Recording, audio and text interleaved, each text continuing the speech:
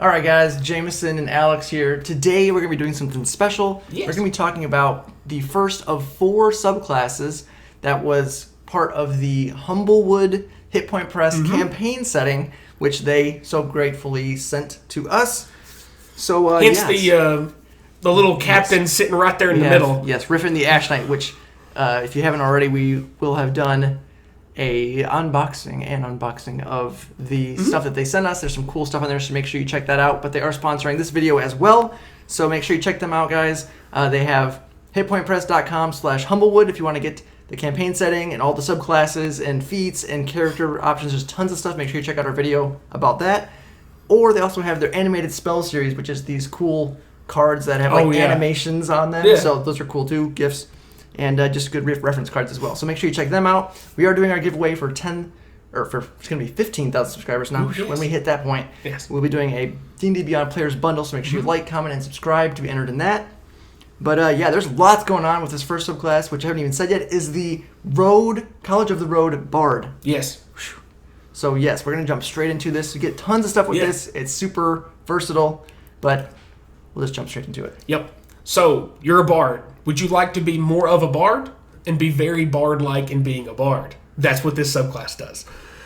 You get bonus proficiency starting off at level 3. You get to pick 3 of the following 6 options.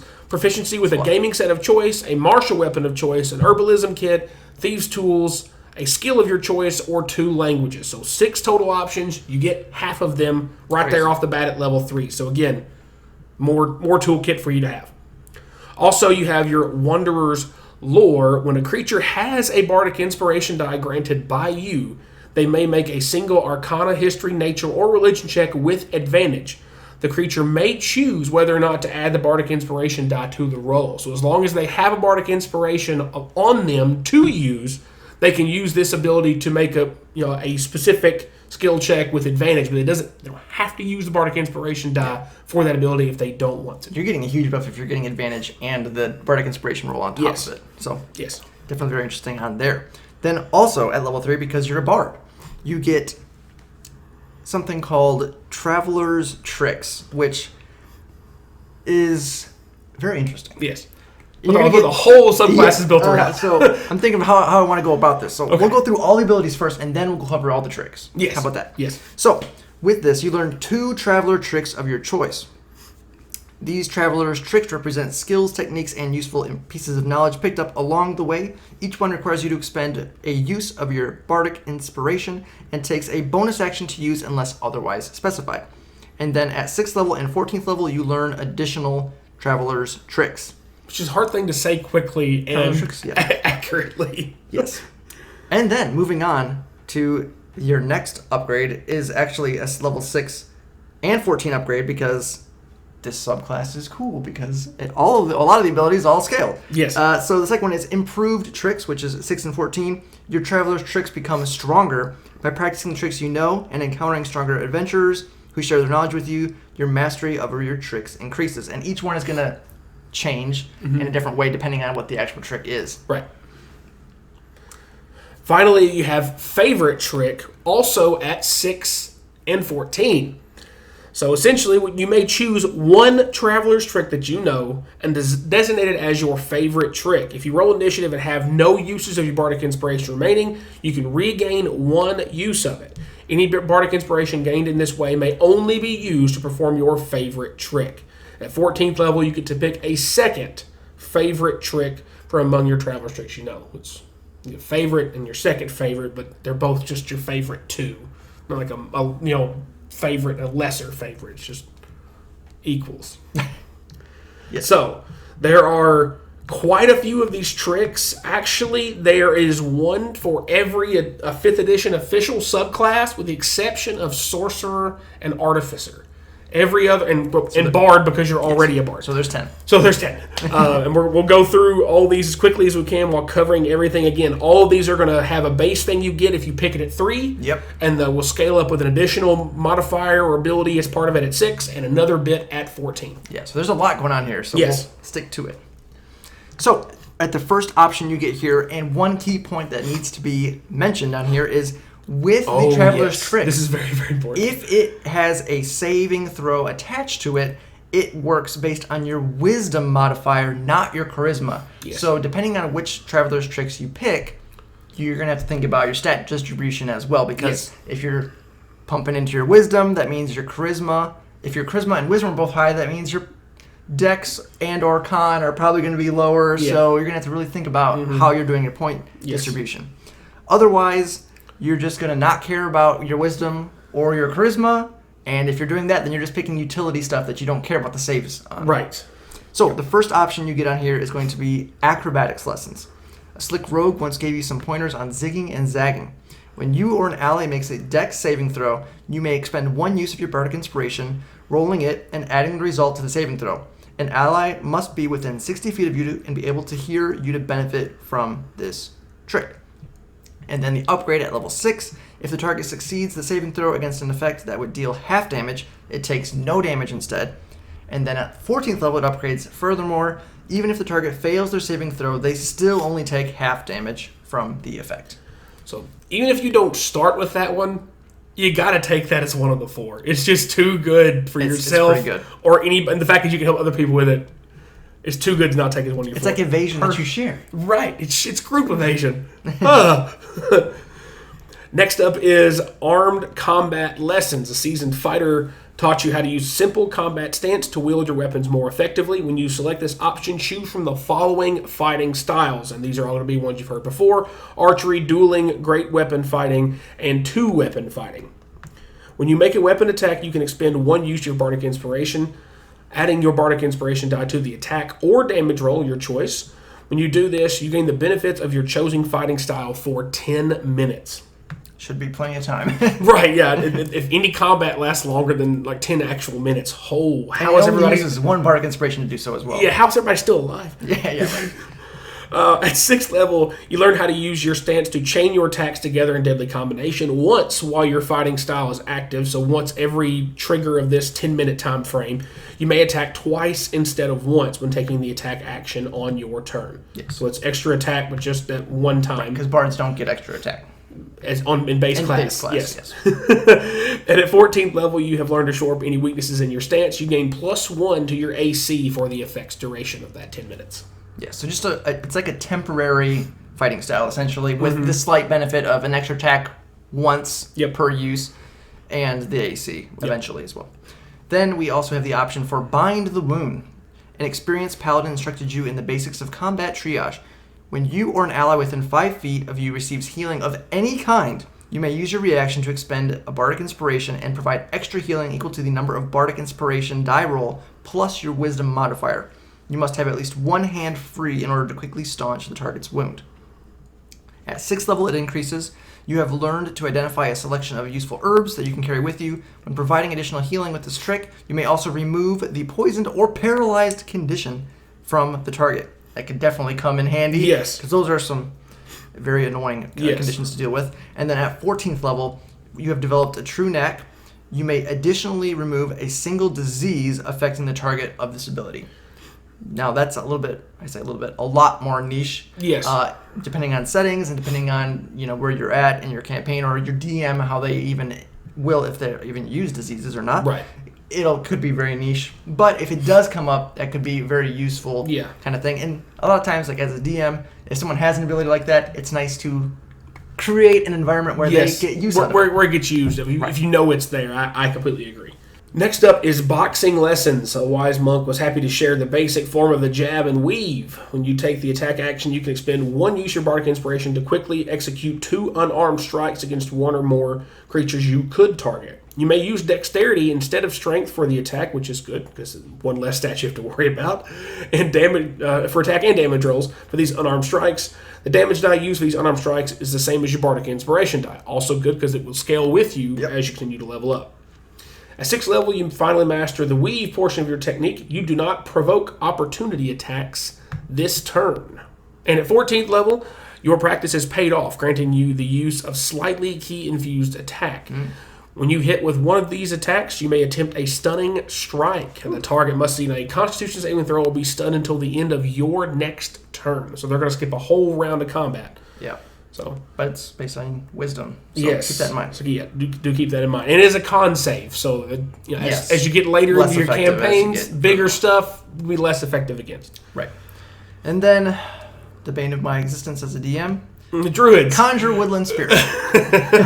Because why not add more things to combat order? Freaking druids, man. A druid shared secrets of the forest magic with you. You can expend one use of your bardic inspiration as an action to conjure a forest guardian spirit in an unoccupied space you can see within 60 feet of you. The guardian spirit is large, takes the appearance of a spectral predatory cat. Any enemy that moves into or leaves a space adjacent to the guardian spirit must make a wisdom saving throw, taking magic slashing damage equal to your bardic inspiration die on a failure. The guardian spirit will remain for as long as you concentrate on it, up to 10 minutes. At 6th level, you bond with the guardian spirit grows even deeper. Any creature dealt damage by your guardian spirit has their speed reduced to 0 for the rest of the turn. So that's kind of a big deal. And then it upgrades again at 14th level. Any large or smaller creature who has their speed reduced to 0 by the guardian spirit is restrained for as long as you maintain concentration as your guardian spirit pins them in place. The target can break free by taking an action to make a strength athletics check against your traveler's trick save DC. Okay. The restraint condition, very nice. And even if they break free of it, it still uses their action, which is still worth it. Yes. Because it's basically free. Yes. Big fan of that one. Very good. Big fan. The only drawback is that this doesn't move. Right. It does sit still, so you have to find a way to like kite enemies into it. Right. Putting yourself between, putting it between yourself and enemies, force them to run into it. Right. Or stand next to it. Like, come on. Yes. You know you want to. Next up is Dark Bargain. Well, I wonder what this one could be. You make a shady bargain with a Haggard Warlock. When you select this option, choose an Eldritch Invocation from the Warlock's list of class features for which you meet the prerequisites. So if one says it's Pact of the Blank exclusive, unless you're already a Warlock, then you've multi-classed into this bard, you can't do that. So it just has to be, one of the basic ones, essentially. You can expend one of your Bardic Inspiration to gain the benefit of this Dark Invocation for 10 minutes. Doing this requires you to roll your Bardic Inspiration die and take an amount of necrotic damage equal to the roll. So thematically very interesting because you're taking damage for dabbling in the dark arts. And at 6th level, you have learned how to deepen your pact with the Warlock you once met. You may choose to take double the necrotic damage you rolled on your Bardic Inspiration die to instead have the effect last for 1 hour. So sure. Especially if you've got an RP one that you think you're going to need for longer length of time. Yep. Definitely helpful. In combat, not as much. Right. And finally, at 14th level, this is where things get interesting. Your pact with the Warlock unlocks a frightening new power. When you reach 14th level, choose a single spell of level 7 or lower from the Warlock spell list. You may cast this spell once during this effect without expending any spell slots, although you must cast it at the level of your highest spell slot. In exchange, a spell deals necrotic damage equal to twice the level at which it was cast. So, okay. so you're going to take minimum 14 damage, twice the spell's level. So it has to be 7th level spell. Yes. Taking 14 damage minimum. Yes. But you're casting a 7th level spell for free. For free once a day. Yeah. I'll take it. Yeah. It's worth it, but but there is a penalty to it, which again thematically fits very well with what how warlocks are built. Yes, for sure. Yep. We also have evocation lessons. Venerable Wizard shares their secrets of evocation magic with you. Choose a damage dealing spell you can cast. You can expend one use of your Bardic Inspiration when you cast this spell to change the type of damage it deals to acid, cold, fire, lightning, or thunder, which you choose when you cast the spell. Add the number you roll on the Bardic Inspiration die plus your Wisdom modifier to the damage dealt by the spell. Then at 6th level, you may choose to change the spell you had previously selected with this spell to a new spell that you know. So basically, as you get access to higher level spells, you can shift it to a new spell, essentially. Mm-hmm. And then at 14th level, you can do that again. You can upgrade it to a different spell or change it to a different spell. If either you didn't like using that spell or you got access to a better spell that you'd rather have. Sure. Do that with. Then there is hunting lessons. A skilled ranger taught you how to use your magic to pinpoint your quarry's weak spots. You can expend one use of Bardic Inspiration to target one creature you can see within 90 feet of you as your quarry. For as long as you concentrate on this ability, up to 1 hour, all weapon attacks you make against the target deal additional damage equal to your Bardic Inspiration die. Pretty nice. At 6th level, you've honed the skills where you can track your quarry. For the duration of the effect, you are aware of your target's approximate distance and direction from you as long as you are on the same plane. And then at 14th level, you can maintain this effect for up to 24 hours. So you're basically just getting a buffed up version of Hunter's Mark. Pretty much. Next up, you have Reckless Tactics. You learn from a hardened barbarian that sometimes you will charge into combat with no regard for your own safety. You make an attack with a melee weapon that has either the heavy, two-handed, or versatile quality. You can spend 1 use of Bardic Inspiration to gain advantage on the attack. Add the number roll on your roll to your Bardic Inspiration die plus your Wisdom modifier to the attack's damage roll. Attacks made against you have advantage this turn. So again, this is basically reckless attack, but you get a damage buff, essentially. At 6th level, this is also going to sound familiar. You may impose a -5 penalty to this attack roll. If the attack hits, you get +10 to the attack's damage. So it's the Great Weapon Master feat. And at 14th level, your experience has taught you how to really go all in if you have not moved this turn. I love this. This is so much fun. You may voluntarily reduce your speed to 0 until your next turn to resolve this attack against any number of creatures within 5 feet of you, making a separate attack roll for each. I mean, the odds of that being more than 2 ever, extremely low. But being 2, I could see like a barbarian getting in the face of 2 things at once and getting to use this, from time to time. But it's just more the thematic fun of like, oh, bring it. I get to hit everything. Right. I'm a fighter now, and I get to hit everything. Yep. But much harder. And then lastly, we have Warding Trick. A gentle cleric taught you how to channel your magic into Protective Veil. You can expend 1 use of Bardic Inspiration as an action to grant an ally you can see within 60 feet of you a number of temporary hit points equal to your roll on the Bardic Inspiration die plus your Wisdom modifier.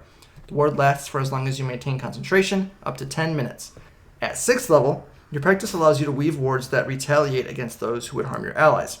Any creature that deals damage to an ally with temporary hit points granted by this effect must make a Wisdom save. On a failure, the creature takes damage equal to an amount of radiant damage equal to your Bardic Inspiration die.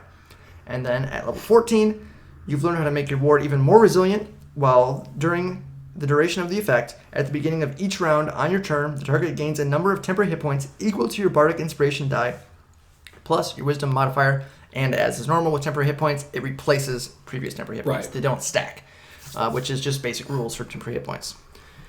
But yeah, those are all of the trick options. So it's lots of information. So the good thing is that the base rules for this subclass are really, really simple. Because it's really just like you start off by, you get some free proficiencies, you pick 2 tricks, and then the tricks scale up, then you get another trick, and you get another trick. That's it. Just all the individual tricks do all scale up individually. Yes. So that's all a bunch of stuff to go over and read through. Yeah, for sure. That being covered, going to roll over into the scoring portion of the video, of course, starting with RP. Yes, and when we're talking about roleplay value, asterisk as always. That's what we're looking for. We're talking about interacting with the world around you, interacting with NPCs, non-combat scenarios, avoiding combat, basically things outside of the initiative order. Not talking about your class fantasy, history, lore, background. That's on you as a player. We can't rate you, but we can rate the abilities gained in this subclass and how they might improve your potential in those role-play scenarios. So, that's out of the way. He used to be able to do that just without it. Boom, boom, boom, boom. And I had to think about it this time. It's been a while. So, roleplay. It's a bard. It's a bard. It's good at it. They have lots of versatility in the roleplay department just on their base class, which helps with synergy. Yes. Spoilers on there. Mm-hmm. So basically, looking at the abilities in here, you're getting solid potential with your bonus proficiencies. You're gaining 3 things, essentially, and there's a variety of options. You can get weapons, skill proficiencies, languages, I mean, whatever you want, you're going to be able to get something, 3 things, mind you, right off the bat. That you normally wouldn't have access to as a bard. Like Thieves' Tools, the Herbalism Kit, you don't normally have access to as a bard baseline. So that's interesting things, besides just a weapon or just another skill, which are all good. There's some specific things, too, that you would normally get a choice of. Exactly. And then also getting the bonus to your Bardic Inspiration for those specific ability checks with advantage, and then being able to add the Bardic Inspiration on top of it. Just if you want to, you don't have to, is great. Nice little bonus up there for free advantage. Especially because all of those are all intelligence-based stats. Right. If you don't have a wizard or artificer in your group, or probably not going to be odd chance Eldritch Knight, Arcane Trickster, Rogue, the chances of somebody just being able to smoke that check Right. over and over and over again are really, really low. Exactly. So that can be really, really helpful if you're trying to recall the history of some big, important thing for whatever reason, for example. Could be really, really big. Right. And then, of course, lastly, you have all the options and versatility, flexibility with your tricks.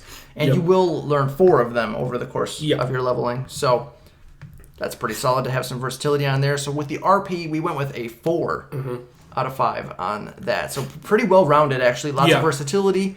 Just a little bit of limitation, as a lot of the tricks are more focused on combat than on RP.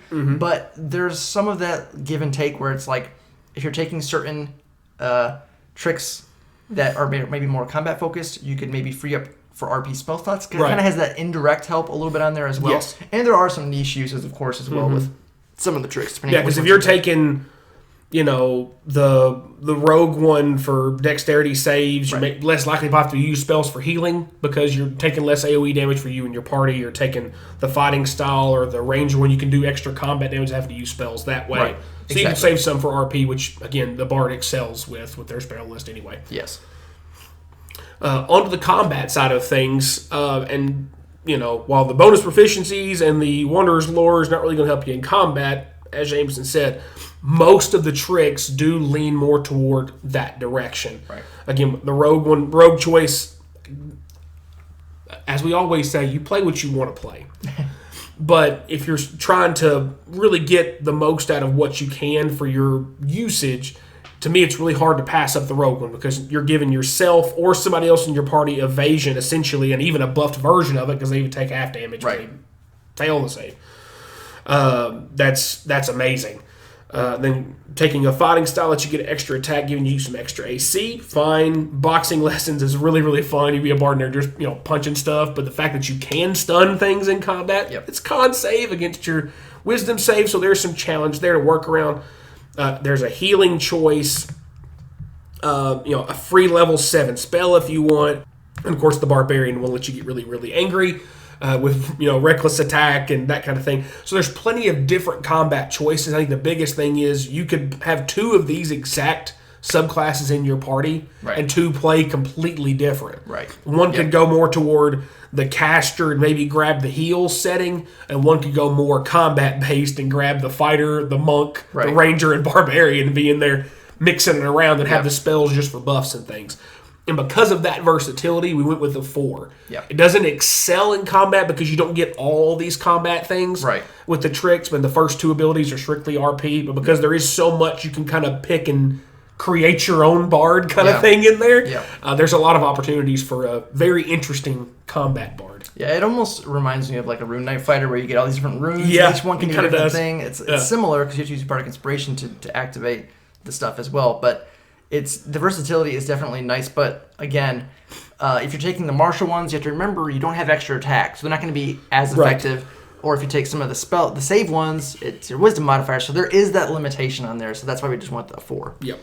But all that being said, coming around to the final lap on here with the synergy rating, looking at how the base class bard synergizes with the subclass features. You have your spell slots, you have your all of your proficiencies and jack of all trades, all that kind of thing going on. Your bardic inspiration, of course. Yes, of course, bardic inspiration. So which is where this one excels. Yeah, some great synergy with the bardic inspiration. Lots of utility options with the tricks. You have, like we kind of said before, the indirect benefits of maybe not using spell slots depending on which tricks you use. Right. But on the flip side of that, all of these things use your bardic inspiration, so you are getting lots of choices for your bardic inspiration. Right. And you do get them back on short rest. Yep. But and it does give you, if your 2 favorite tricks, you would be able to get at least, you'll always have access to those 2 at least once, which is a good thing to remember as well. But you still are going to have your limited bardic inspiration uses. Yes. So you have to kind of pick and choose when you're going to do that. Otherwise, you're going to become very short rest dependent as a warlock would be. Right. So it's something to keep in mind. So all that being said, there is some great synergy and some great options for versatility and utility, which bards are very well known for. Yeah. So we went with a 4 on the synergy. Yep. And again, because of some of that, you kind of get that analysis paralysis where there's so many options of things you could use it for. Depending on which tricks you choose, it could be hard to determine when to use which ones and not to use them. Yeah. And trying to resource management on top of your spell slot management. And with your trick save DC being geared off your wisdom as well. Which thematically I love because it's you're learning things by traveling. You're learning from talking to other people and their knowledge of life. You're able to kind of borrow some of their skills. Yep. And it makes sense as to why it's based on your wisdom. But the whole mad multiple attribute dependent situation does come into play here. That's something else that kind of hurt me with scoring it higher on the synergy side of things. Yeah, it does keep it well balanced. I think to do it that way, but of course. It's still good, in our opinion. It's a very well-balanced class, I think, actually. I was actually very surprised by this, and I do like I like the stuff that lets you pick and choose options. Yep. And I love things that scale with you as you go. Exactly, yes. So it feels like when you pick something early, you're not forced to have to replace it later. Right. Or it doesn't feel like, I wish I had chose something else. It's terrible early, but it's better late game. Right. All of these kind of, you know what they're going to scale into, and you know when it's coming. Yes. And I like the fact that the stuff that grows with you as your character grows and grows in power. I approve all the above. Absolutely. I was very pleasantly surprised with this subclass, to say the least. But yeah, those are our thoughts on the subclass. Very interesting, very versatile. Balance has the options Stupid there. bards. You can play the subclass in multiple different campaigns and be completely different every single time. So silly bards. Those are our thoughts, guys. Make sure you check out Hit Point Press and their Humblewood box set. This stuff has tons of awesome stuff in it. They also have their animated spells. Make sure you check out all their stuff on there, guys. And if you want to see more of the stuff from the book, we're definitely going to do all the subclasses at the very least. Yes. We're considering how much more we want to do out of the book as we kind of read through it and see more of it. Yes. If you want to see more from the book from us, by all means, let us know. Yes. But yeah, that's all for today, guys. If you enjoyed the video, remember to like, subscribe, hit the bell notifications so you know when our new videos are coming out. And as always, thanks for watching.